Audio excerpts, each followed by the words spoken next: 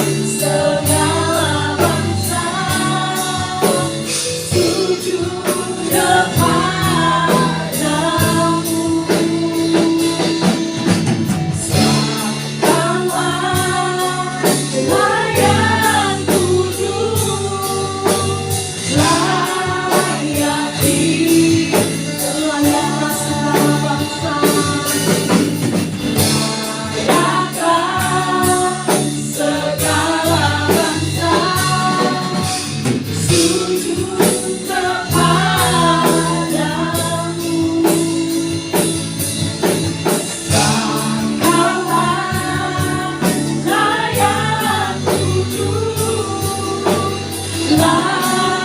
layak segala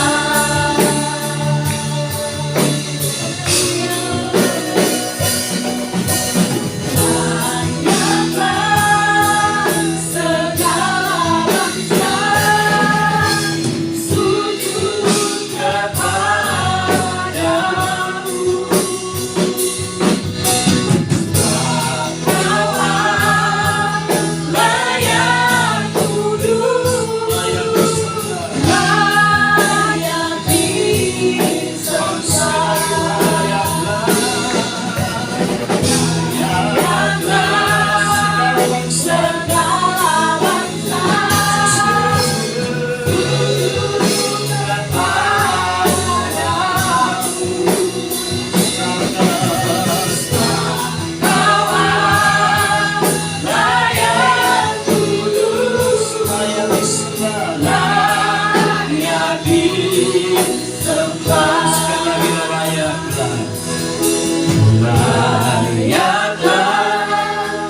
Segala bangsa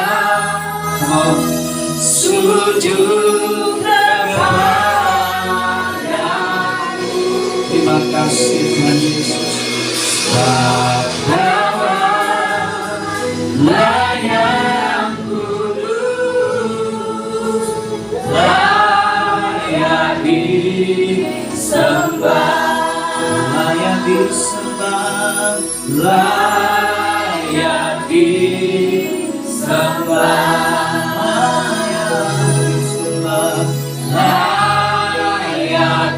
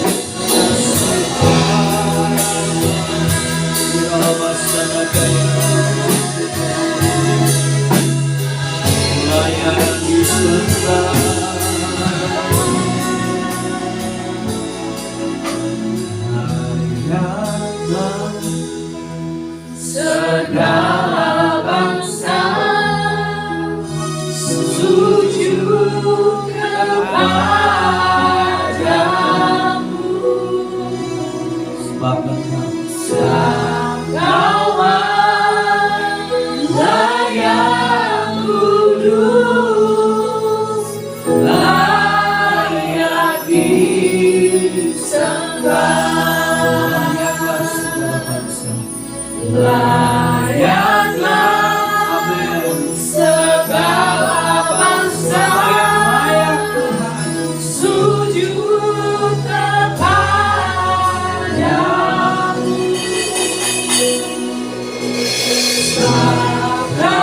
Sakrawan layak kudus, layak disembah, Layak disembah. layak disembah, Layak disembah. layak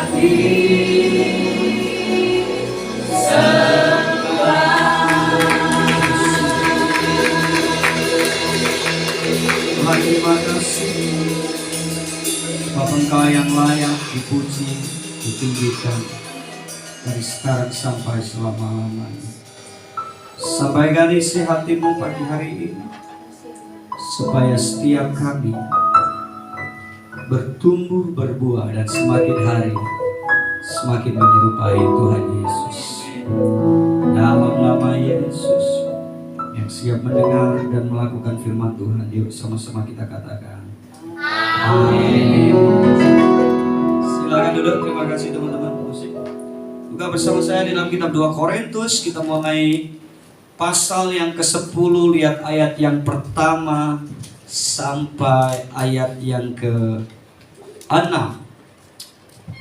2 Korintus pasal yang pertama, 2 Korintus pasal yang ke-10 ayat yang pertama sampai yang ke-6. Sudah ketemu, katakan amin? Belum ya? Berarti 2 Korintus pasal yang ke-10 ayat 1 sampai yang ke-6. Alright, kita baca bersama-sama 6 ayat ini ya. 1, 2, 3. Aku, Paulus, seorang yang tidak berani bila berhadapan muka dengan kamu, tetapi berani terhadap kamu bila berjauhan. Aku memperingatkan kamu dengan demi Kristus yang lemah lembut dan ramah. 2. Aku meminta kepada kamu, jangan kamu memaksa aku untuk menunjukkan keberanianku dari dekat, sebagaimana aku berniat bertindak keras terhadap orang-orang tertentu yang menyangka bahwa kamu hidup secara duniawi. Terus, memang kami masih hidup di dunia, tetapi kami tidak berjuang secara duniawi. Karena senjata kami dalam perjuangan bukanlah senjata duniawi, melainkan senjata yang diperlengkapi dengan kuasa Allah yang sanggup untuk meruntuhkan benteng-benteng. Kami mematahkan setiap siasat orang dan merubuhkan setiap kubu yang dibangun oleh apa saudara? Keangkuhan manusia untuk menantang pengenalan akan Allah. Kami menawan segala pikiran dan menaklukkannya kepada 6, 1, 2, 3. Dan kami siap sedia juga untuk menghukum setiap kedurhakaan bila ketaatan kamu telah menjadi apa saudara? Sempurna. Tema gereja kita di bulan ini adalah disciple the mind. Artinya mendisiplin pikiran kita. Ayo sama-sama katakan mendisiplin pikiran. Kenapa pikiran perlu didisiplin, saudara? Karena ada sebuah perkataan, apa yang kita pikirkan menghasilkan apa yang kita lakukan. Jadi sering sekali kita menjadi orang yang gagal dalam tindakan karena kita sudah mikir gagal dulu. Kita ketakutan di dalam menghadapi perjalanan hidup karena dalam pikiran kita penuh dengan rasa takut. Bukankah kitab Ayub pernah berkata apa? Apa yang engkau takutkan, itu yang menimpa engkau. Jadi pikiran ini adalah sebuah medan pertempuran yang hebat. Saudara ya, iblis bukan musuh kita lagi. Musuh kita yang paling besar apa? Pikiran kita loh, kedagingan kita. Karena iblis sudah dikalahkan. Dia cuman tugasnya apa saudara? Iblis itu mengintimidasi. Betul saudara? Tugas iblis apa? Mengintimidasi. Jadi kalau ada saudaramu yang hobinya mengintimidasi, Tidak jauh-jauh dari sana, saudara ya. Ya. Jadi Alkitab memberikan catatan kepada kita, kita belajar untuk mendisiplin pikiran. Belajar dari Paulus yang menyatakan hebatnya saudara. Tapi ayat ini adalah sebuah ayat tentang fitnahan sebenarnya saudara. Terjadi fitnah di antara para pelayan Tuhan pada waktu itu. Paulus mendapatkan serangan. Paulus difitnah dengan semua pengajarannya, dengan semua keberadaannya. Paulus mendapatkan fitnah yang begitu hebat. Oleh sebab itu, Paulus tidak membela diri, tapi dia hendak menjelaskan yang sebenarnya. Tidak seperti itu. Bukankah fitnah itu lebih kejam daripada fitness? Amin. Fitnah lebih kejam daripada membunuh katanya. Banyak orang berkata begitu saudara ya. Fitnah itu kejam. Dan lihat baik-baik, Paulus difitnah dalam dalam 3 hal. Paulus difitnah dalam 3 hal. Supaya dia menang terhadap pikiran, maka kita harus tahu dulu apa yang kenapa Paulus sampai difitnah. Dan apa yang difitnahkan kepada rasul yang hebat ini.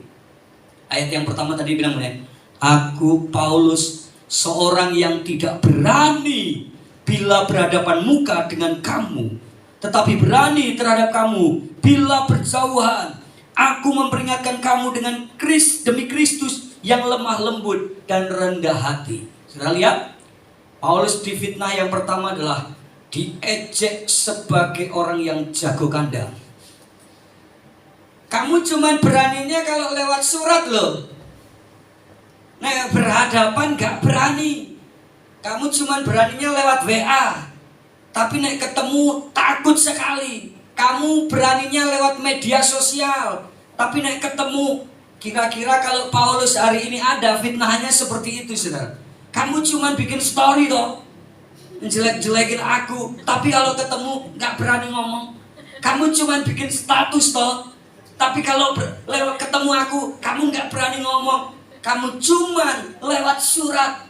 Kamu hanya menulis. Kamu tidak berani. Fitnah yang pertama, Paulus dianggap, diejek, difitnah. Dia cuma jago kandang. Wah, berat sekali ya saudara ya. Ini fitnahan yang pertama sampai Paulus bilang ini saudara. Kamu keras hanya lewat tulisan Paulus. Lewat surat. Tidak berani kalau ketemu. Kalau lewat surat kayaknya bahasamu keras. Kalau lewat WA bahasamu konyol. Kalau lewat tulisan bahasamu keras. Tapi ketika ketemu plekedus. Kamu gak berani ngomong apa-apa. Hati-hati saudara. Ya. Makanya Paulus berkata apa? Tidak mau menakut-nakuti jemaat. Dalam 2 Korintus pasal 10 ayat 3 sampai 8. Aku bukannya, Paulus berkata, aku bukannya jago kandang. Hanya kamu saja. Kalau aku ngomong keras, nanti kamu akan berpikir, pendeta kok medeni jemaat. Lewat surat salah, ngomong langsung salah. Enaknya pendeta ini diapakno saudara. Lewat WA dianggap terlalu keras tulisannya, tapi ketika berdiri di mimbar ngomong kebenaran juga dianggap. Makanya Paulus bilang, saya cuma pengen membagikan kasih Kristus yang lemah lembut. Lemah lembut itu ngomongannya nggak berarti kalau saudara nggak cocok. Anda berpikir ini, pendeta lu nggak lemah lembut ya. Selama Anda nggak cocok, tapi itu kebenaran dalam firman Tuhan, Anda harusnya bilang terima kasih. Amin, saudara. Karena dalam hidup ini tidak selamanya akan cocok dengan Anda. Bahkan dirimu sendiri aja kadang-kadang nggak cocok dengan diri Anda sendiri. Mau tahu? Tak kasih tahu ibu-ibu. Anda kalau sudah mau pergi ngambil baju sisa 5-6, nggak cocok tuh. Padahal diri Anda sendiri yang mau pakai kan, bukan orang lain kan. Betul atau benar? Model kunciran yaitu rambut Anda sendiri kan. Kenapa diudal-udal lagi? Nggak cocok. Itu baru ngomong diri Anda sendiri. Lipstikmu kok hapus meneh no? Kenapa? karena warnanya gak cocok. Itu diri Anda loh, nggak ada kaitannya dengan orang lain loh, betul saudara? Betul kan? Wes pakai bando warna pink dilepas lagi. Kenapa? Karena bajunya warna oranye. Nggak cocok, dilepas. Betul? Itu baru ngomong diri Anda sendiri. Ngomong diri Anda sendiri aja banyak nggak cocoknya. Saya tanya, siapa yang pernah beli barang sampai barang cuman dipakai sekali dan nggak dipakai lagi? Alasannya kenapa? Kadang-kadang salah satu alasannya nggak cocok. Lah sing tuku awakmu dewe, bayar dewe, COD dewe, betul saudara? Pak Agus jangan tertawa, Pak. Iya kan? Jawil sebelahnya, Pak. Pernah ngalami? Iya kan? Bayangin itu dirinya sendiri, tapi masih kayak gitu. Kadang-kadang kita nyalain orang lain nggak? Ini aplikasi nggak jelas ini. Di foto kayak apa kok datangnya kayak apa, betul nggak? Lu sing tuku ada sendiri, betul nggak? Toko kan menyediakan dan memberi foto. Kalau Anda jualan, kira-kira kalau memfoto, foto yang ngeblur atau bagus yang Anda posting? Bagus. Ya bagus loh. Belilah sambal cumi, di blur fotonya. Kira pun maksudnya. Ya nggak, orang nggak tertarik tuh, ya kan? Bu Agus jual baju, gitu kan? Mesti fotonya di tempat bagus, ya kan? Nggak mungkin kan di bawah pohon, ono ulere gitu kan, di foto. Oh, nggak tertarik. Ini baru ngomong Anda sendiri loh. Akeh nggak cocokin. Apalagi dengan orang lain. Makanya ada guyonan. Kalau menikah cari kecocokan, menikahlah dengan diri Anda sendiri. Itu pun akan tidak cocok ya. Saudara lihat, diejek sebagai jago kandang. Tapi Paulus ngomong gini, kalau aku ngomong keras nanti kamu bisa terima nggak kira-kira? Kalau cuma dewasa pasti amin. Kalau jemaat nggak dewasa mungkin nyindir pendeta. Satu kali saya pernah khotbah di Surabaya, turun mimbar disalami, dan orang yang nyalami Jumat itu, Pak makasih ya khotbahnya memberkati. Badai Pak, itu Bapak Gembala saya sebelum Bapak khotbah ngomong apa? Kok khotbahnya kena saya semua? Saya bilang begini, setiap kali saya datang ke sebuah gereja, kadang-kadang saya cuma tanya temanya. Kadang gembala Anda aja cuma ngomong terserah Bapak mau sampaikan apa. Lah kalau saya dengan gereja yang kayak gitu seneng juga, nggak pusing. Karena khotbah yang di sini saya khotbahkan di sana kan nggak tahu kan. Tapi kalau dari awal ini Pak, tema khotbahnya ini. Wah. Kalau di Jakarta itu enak. Kalau saya khotbah, minggu depan saya khotbah di Jakarta ada 8 kali khotbah, dia cuma gini, Pastor, please tema khotbahnya kirim. Itu paling enak daripada khotbah 8 kali mereka tentukan kan, kita harus persiapan. Anda khotbah sekali aja persiapan tema 1 kali aja kadang nggak bisa tidur kok, ya kan? Bener nggak? Lesak, cari googling, gak ketemu ya. Di sambil masak tambah gak ketemu, ditambi nyuci tambah gak ketemu, belum lagi anaknya rewel, ya kan? Gak ketemu, tambah lagi suaminya yang rewel, tambah gak ketemu lagi. Saudara,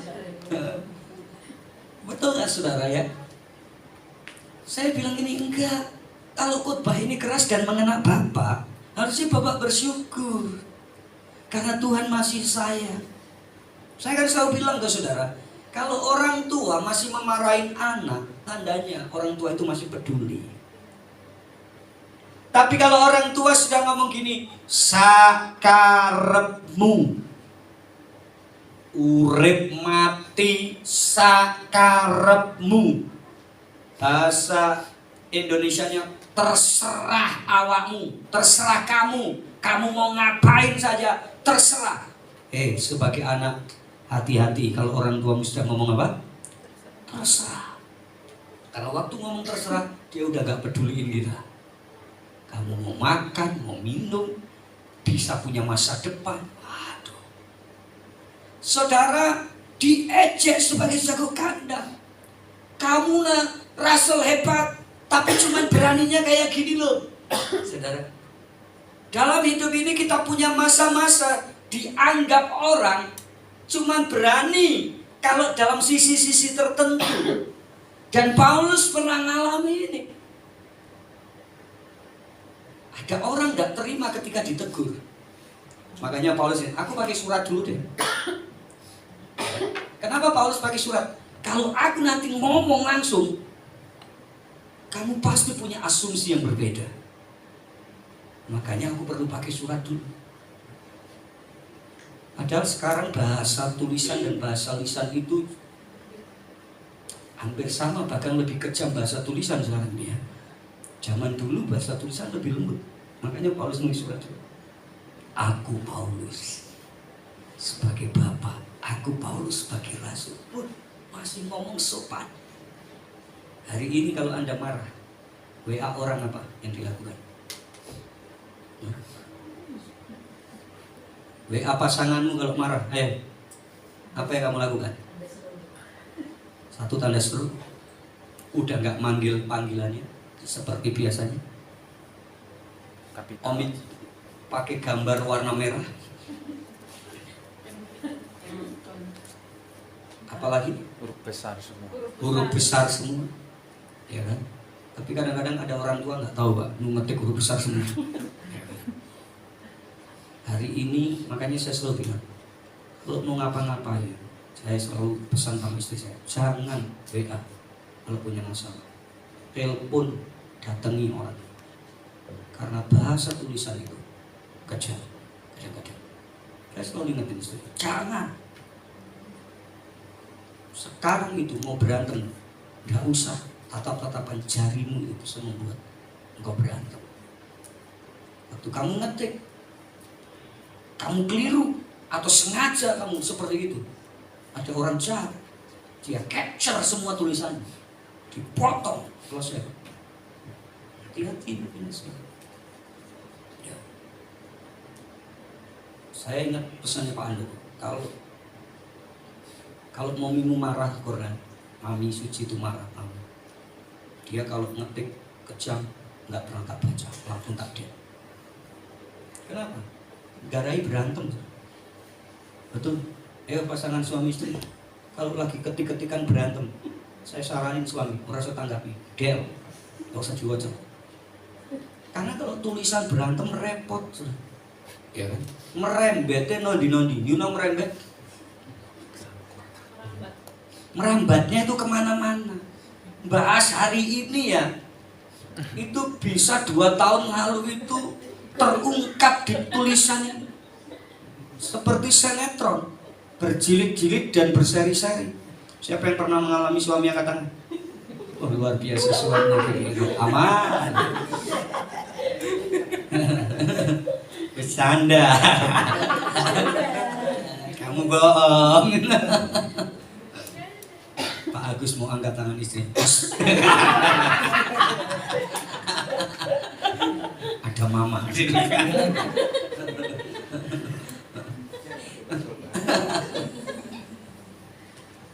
Bener gak ibu-ibu suka merembet-merembet? Itu kayak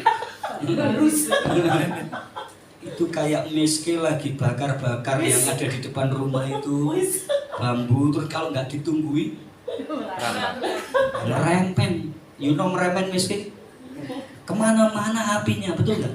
Makanya meske kalau kemarin tuh waktu membakar, meske tungguin ya. Kan semua bambu kebakar, kamu tanggung jawab ya. Dia tungguin. Kenapa?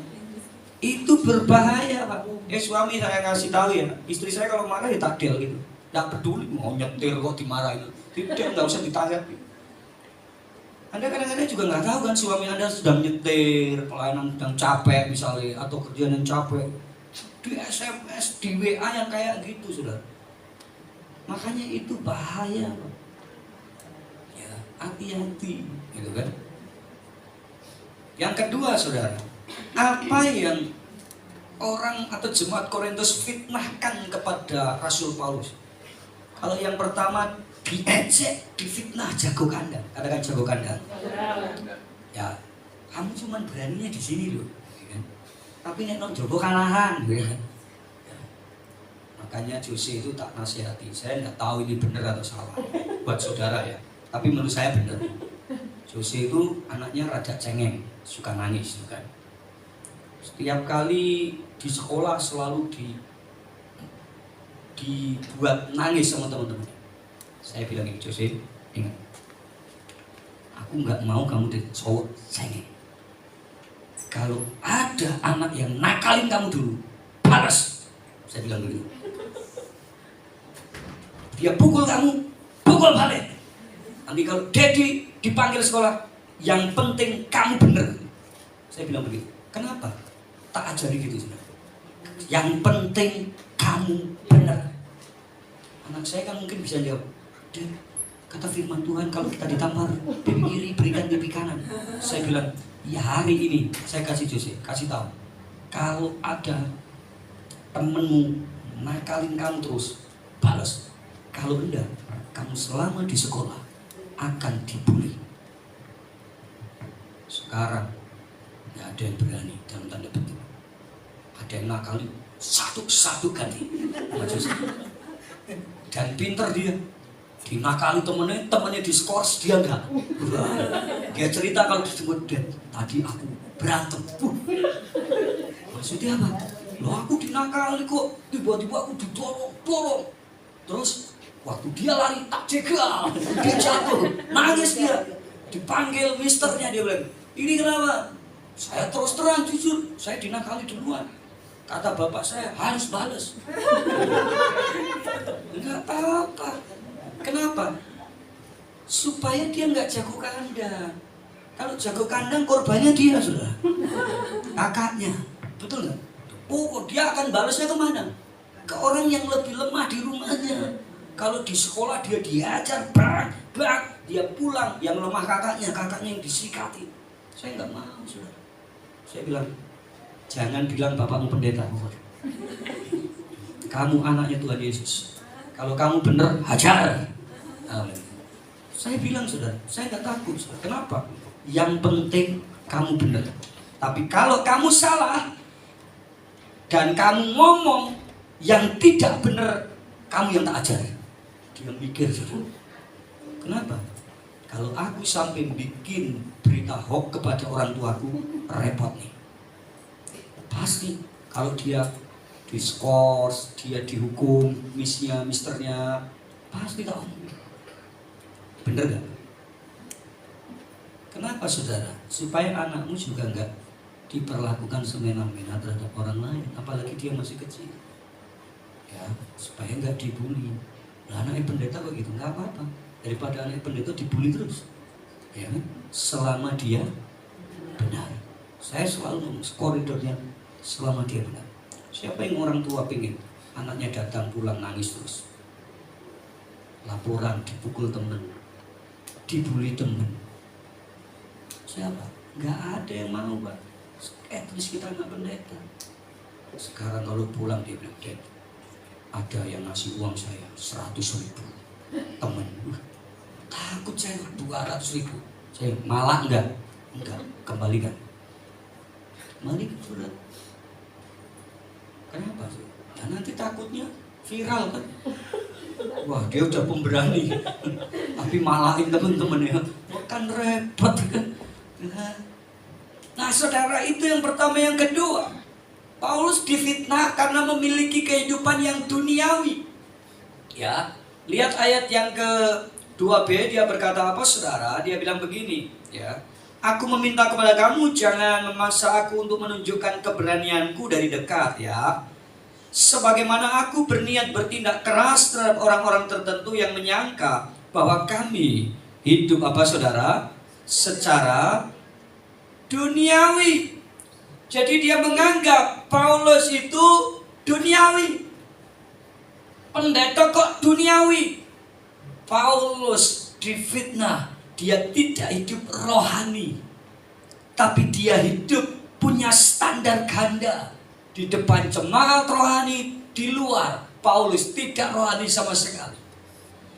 Karena itu, Paulus memberikan perlawanan dengan mengungkapkan isi suratnya berkata begini, aku walaupun masih hidup di dunia ini, tapi aku tidak berjuang secara duniawi. Aku memakai senjata yang bukan duniawi. Dengar kabar baiknya, Anda memang hidup di dunia, tapi Anda tidak boleh hidup duniawi. Apa itu hidup duniawi? Anda nggak punya standar. Dunia itu nggak ada standar. Amin, saudara. Dunia standarnya apa, Bu, Pak? Dunia standarnya yang penting semua orang suka, dilakukan, dianggap benar oleh semua orang, lakukan. Betul? Ya. Makanya hari ini dunia sedang menurunkan hal-hal yang apa, saudara? Yang dulu dianggap najis, sekarang dianggap normal dan netral. Dulu kita ingat sebuah kata, wanita pelacur, wanita penghibur. Sekarang namanya apa? PSK. Sekarang ada namanya lagi yang lebih ya? Yang lebih halus. Pramu apa? Pramunia. Ya. Halus gak itu? Lawang aku cuma dagang kok. Ini kan istilah pramunia itu kan pedagang loh. Itu sama halnya Anda jualan cendol kan? Sama-sama jualan. Yang dijual satu barang mati, yang satu barang hidup. Ya kan? Sama kan, ada jual sebelah kan? Ya kan? Bener gak? Iya. Sekarang tidak lagi disebut pelacur, dihaluskan. Bayangin, saudara. Nah ini, saudara, Paulus difitnah, kamu punya kehidupan duniawi.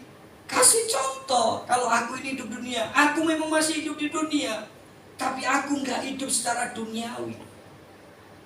Saudara, standar kita ini firman Tuhan. Amin. Standar kita firman Tuhan. Kemarin saya hari Jumat ya, Jumat atau Kamis, isi camp di Jogja. Ya, camp youth.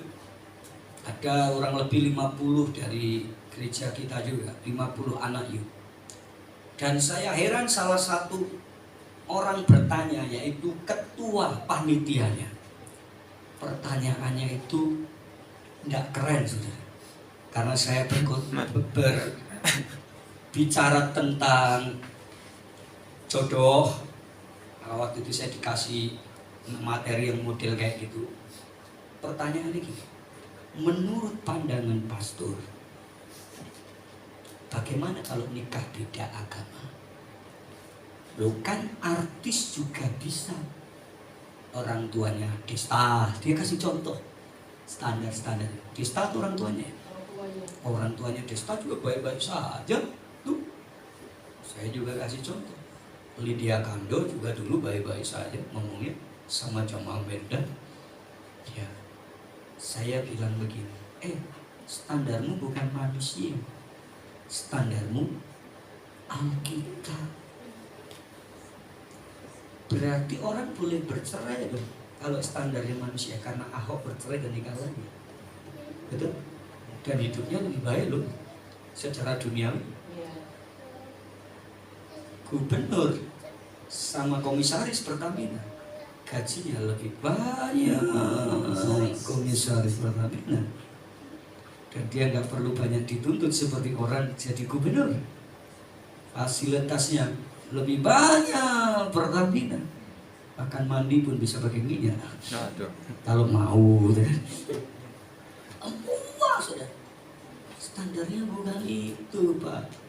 Standarnya apa? Bible. Bayangin anak-anak youth kita, anak-anak muda kita Pertanyaannya sebenarnya dia sudah tahu jawabannya. Kenapa nggak mau baca Alkitab? Makanya mulai hari ini kita ada apa? Ayo baca Alkitab. 1 tahun ini saya akan tunggu 25 orang yang sudah daftar. Berapa orang yang akan? Banyak yang dipanggil, sedikit yang dipilih, dan lebih sedikit lagi dan setia. Ada 25 orang yang daftar, termasuk beberapa bocil yang daftar. Saya akan lihat di akhir tahun depan, itu bulan Oktober tanggal 1, berarti kita selesai baca 1 Alkitab. Saya akan tahu siapa yang tiba-tiba tidak pernah muncul dalam laporan, tidak pernah ngasih bintang. Nanti saya akan tahu. Ya, kenapa saudara? Baca Alkitab 1 pasal pagi, 1 pasal siang, 1 pasal sore, tidak menghabiskan waktu 5 menit. Betul? Butuh waktu 5 menit gak tadi saudara 3 pasal? Saudara lihat Snapchat, saudara lihat TikTok. Anda kalau mau lihat TikTok, mau di scroll sampai bawah itu nggak sampai habis, sampai besok pagi. Iya kan? Bener? Butuh waktu 5 menit untuk saudara baca 3 pasal 1 hari. Ini hari pertama, besok hari kedua. Sibuk apapun saya menyarankan saudara baca Alkitab. Orang ngerti nanti belakang, baca dulu. Amin, sama Tuhan. Ya, 25. Saya senang sekali. Separuh jemaat kita mau baca Alkitab. Abang, ayo baca Alkitab. Ayamnya bertelur. Ini perlu kita potong. Yang ketiga, ayo. Difitnah apa lagi? Yang pertama difitnah karena apa? Jago kandang. Yang kedua difitnah karena apa?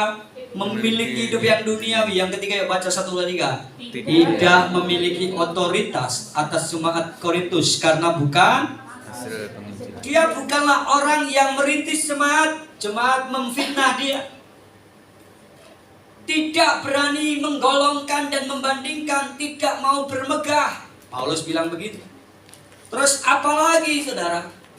Sampai Injil itu harus sampai kepada kamu. Ayat yang itu, aku ini sebenarnya yang rintis, cuman kamu gak mau mengakui, gitu aja loh. Jemaat Korintus itu, dia difitnah. Apakah ini menjadi golongan-golongan yang baru, yang dulu tidak pernah mengerti tentang siapa itu Rasul Paulus? Tapi kenyataannya ada orang-orang yang memfitnah Paulus bahwa kamu gak punya otoritas untuk mengatur kami.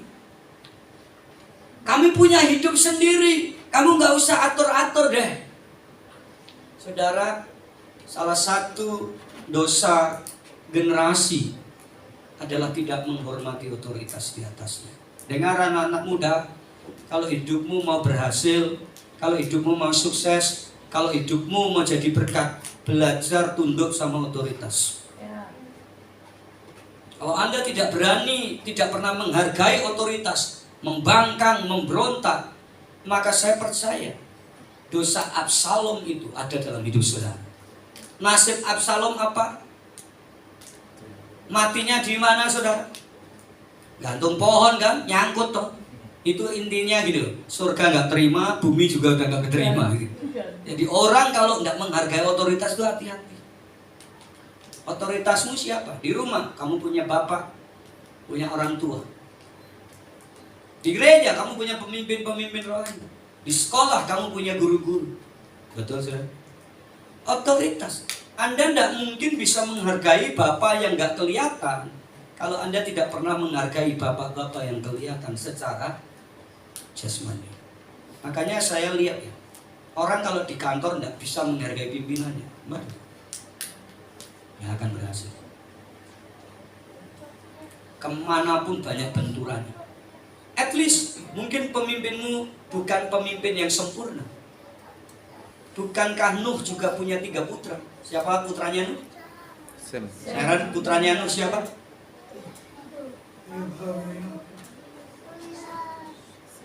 Taruh handphonenya. Miranda tahu? Kang Bil, ya luar biasa. Anaknya Nuh, Bang Bil.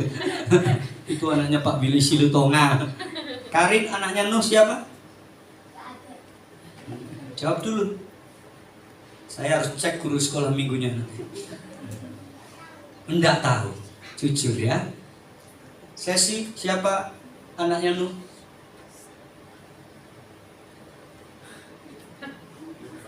Ayo bicara Kak. Tidak dilarang.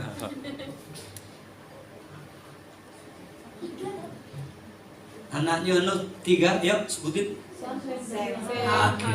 Sem, Ham, siapa anaknya Nuh? Miranda, Sem dan Bil, bukan ya? Sem, Ham, dan Yafet. Anda tahu siapa yang dikutuk oleh Nuh? Ham. Karena membuka. Kenapa Ham? Melihat kelemahan, ketelanjangan bapaknya dan dia ceritakan kepada saudara-saudaranya. Ini kan gambaran kalau pemimpinmu punya kekurangan, pemimpinmu, kamu tidak berhak untuk menceritakan itu kepada orang lain. Yang dilakukan Sem dan Yafet, dia berjalan. Kalau budaya Ibrani itu gini, kalau mau menutupi ketelanjangan, anak tidak boleh menoleh ke belakang, dia harus mundurnya ke belakang. Di punggungnya seperti orang Batak, ada kain seperti ulos yang panjang gitu. Dua orang itu menyambungkan satu dengan yang lain kain, dia mundur ke belakang. Dia tutup aurat bapaknya. Des. Maka firman Tuhan menyatakan, Sem dan Yafet diberkati oleh Nuh. Ham menjadi bangsa yang dikutuk. Anda tahu sekarang bangsa Ham? Mesir, Afrika. Keturunan Ham adalah Mesir, Afrika. Negara-negara dengan tingkat kegersangan yang paling tinggi. Miskin.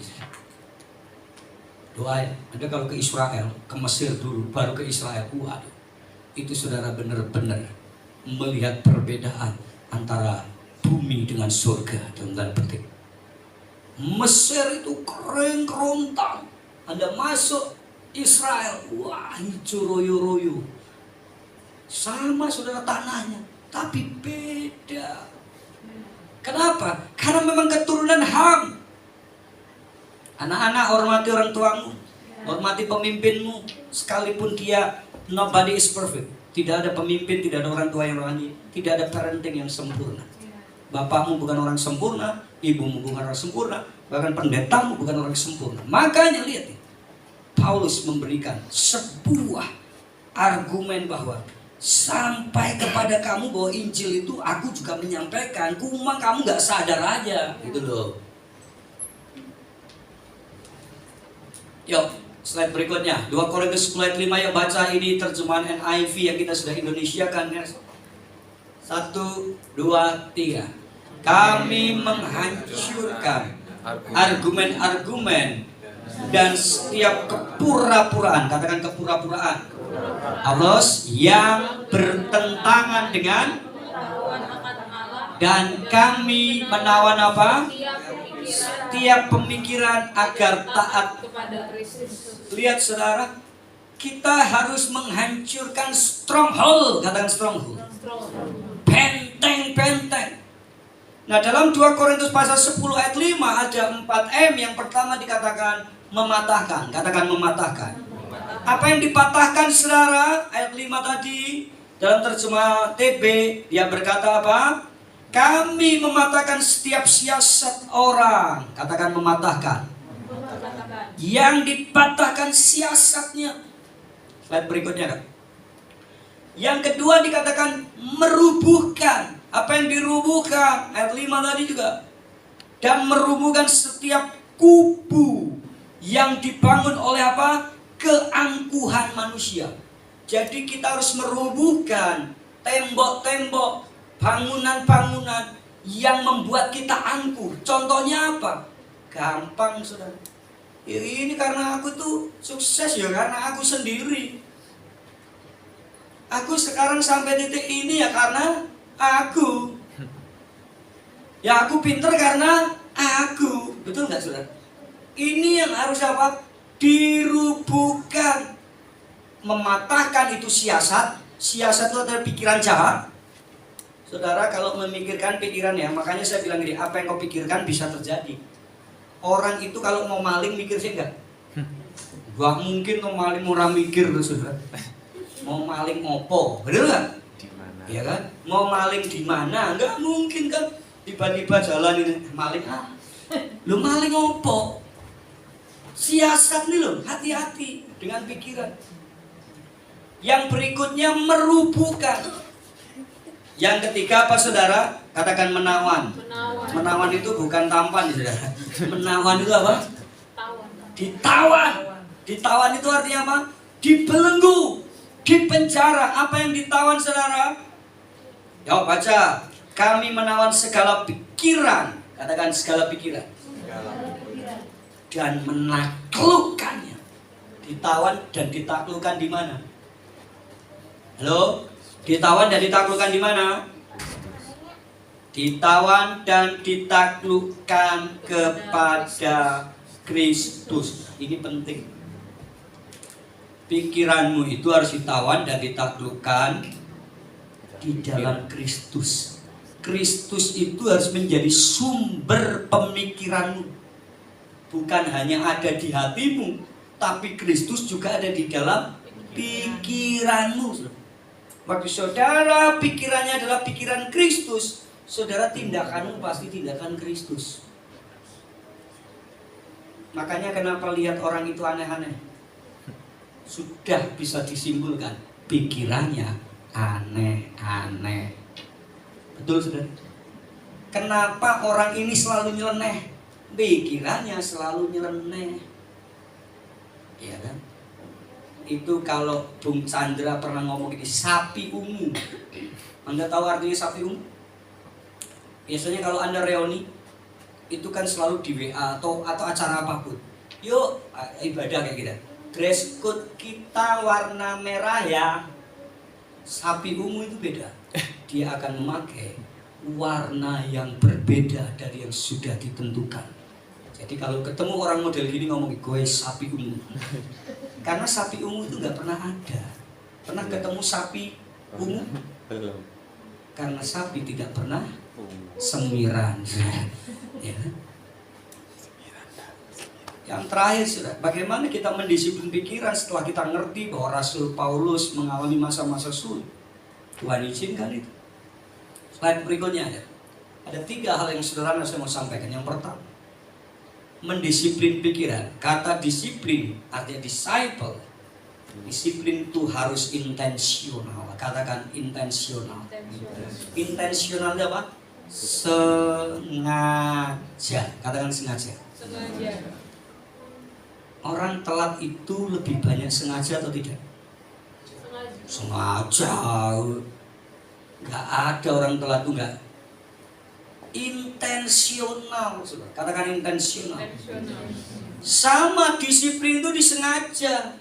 Orang yang sudah terbiasa disiplin dari kecil, disuruh gak disiplin gak bisa tuh. Saya ini sejak SD, SMP, SMA gak pernah bolos. Satu kali semua siswa itu demo mau nurunin kepala sekolah ngajak bolos. Saya siswa satu-satunya nggak bolos. Saya dimusuhin satu sekolah, mau peduli amat. Akhirnya saya disuruh pulang sama sekolah, pulang aja.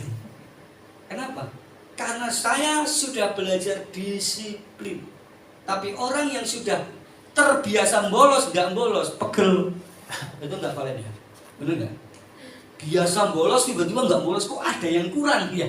Dia kan ke gereja biasa nggak telat, terus telat itu ada yang kurang nggak?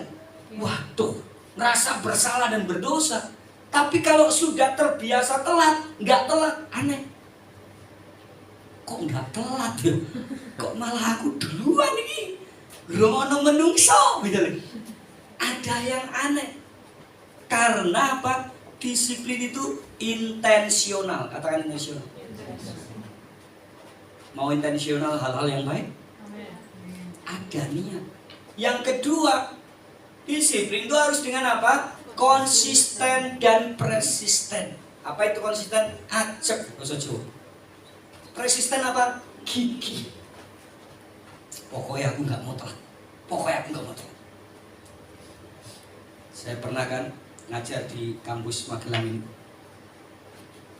Masih ingat Rio ya? Saya bilang, Rio, tak kasih waktu 5 menit kamu mandi. Ya Dit. Gak tahu kok enggak. Saya udah di mobil. Kalau saya udah di setir mobil, anak-anak saya itu udah tahu, istri saya udah tahu. Apalagi klakson sekali, Dit. Nah itu mereka udah tahu. Tandanya apa? Sampai 3 kali itu ayam berkokok. Saya sudah duduk. Rio nggak tahu masih kleset, mungkin masih gulung-gulung. Tiba-tiba mandi lama banget, udah 5 menit lebih. Saya tinggal. Saya nggak tahu anak-anak masih ingat nggak. Saya udah pergi ke kampus, tiba-tiba Rio keluar. Wah, dia di mana? Dalam hati celingak-celinguk, saya sudah berangkat sudah. Kenapa? Karena saya sudah terbiasa sudah. Konsisten dan persisten. Saya bisa terlambat itu biasanya pasti insiden. Titik. Khotbah dimanapun, ibadah dimanapun, kalau saya terlambat berarti saya pasti ada something. Contoh, saya beberapa kali terlambat, pasti saya khotbah di gereja orang lain. Nah, saya harus cepat-cepat dulu. Kalau saya khotbah di Petrus itu saya cepat, saya nggak mau makan, mau apa, mau naik motor cepat biar pulang sampai sini. Kadang-kadang udah sampai sini, rupanya alun-alun tutup sudah. Waduh, muter. Udah semangat, wah nggak telat, muter sudah. Yang terakhir, disiplin pikiran dimulai dengan latihan sederhana. Coba buka Alkitab yang terakhir, Filipi pasal 4:8. Nggak ada dalam slide saya, tapi saya diingatkan ayat ini. Filipi 4:8. Dimulai dengan kata jadi. Semua yang, 1, 2, 3. Jadi akhirnya saudara-saudara, semua yang benar, semua yang mulia, semua yang adil, semua yang suci, semua yang manis, semua yang sedap didengar, semua yang disebut kebajikan dan patut dipuji, pikirkanlah semuanya. Katakan, pikirkanlah semua itu. Pikirkanlah. Ada berapa? 8 hal yang baik yang harus kita pikirkan. Oleh sebab itu, mendisiplin pikiran harus mulai dengan latihan-latihan sederhana. Contoh latihan sederhana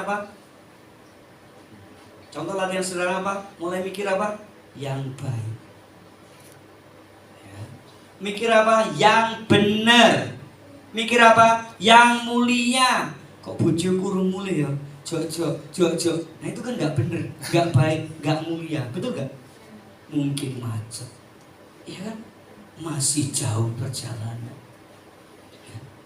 Kalau orang sudah biasa pikirannya itu baik, sudah aman. Pagi-pagi waktu saya jogging, pagi bangun beberapa waktu lalu disebut di depan hotel Crystal Lotus di Jogja, nginep di sana 2 malam karena ada acara. Waktu saya bangun, saya jogging, tiba-tiba saya lihat ada dompet tebal di parkiran mobil, di parkiran hotel. Saya buka, saudara.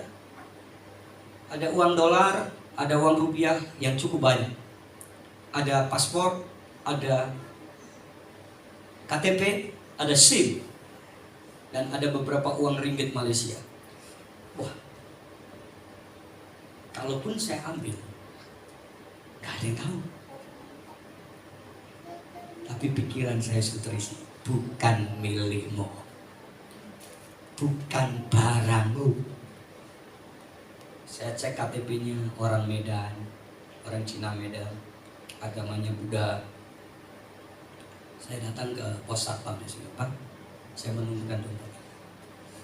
Tolong, ini pasti tamu hotel, kok bisa jatuh?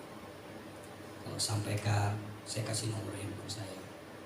Saya cuma memastikan kalau dia telepon saya itu barang sudah ada di dia, gitu loh. Tidak ada maksud lain. Jadi saya kasih nomor telepon, nanti orangnya biar ngomong sama saya, ada uang ganti rugi, enggak ada gitu.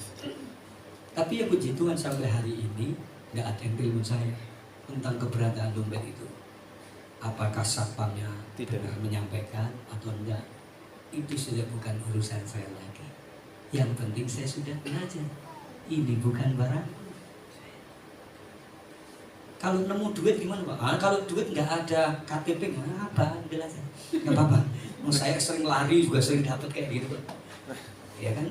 Gambarnya loh, kok dapat itu? Mau adanya Soekarno Hatta, mau tak kembalikan Soekarno Hatta kan nggak mungkin kan? Ya ada. Jadi itu Bapak Ibu, disiplin harus disengaja, katakan disengaja. Harus dengan konsisten, katakan konsisten. Harus mulai latihan-latihan, katakan latihan-latihan. Dari mana saudara? Pikiran. Pikirkanlah perkara-perkara yang di atas dan bukan yang di bawah, supaya Tuhan dipermuliakan. Amin. Mari kita bangkit berdiri. Kita akan bersekutu dengan tubuh dan darah Kristus. Terima kasih.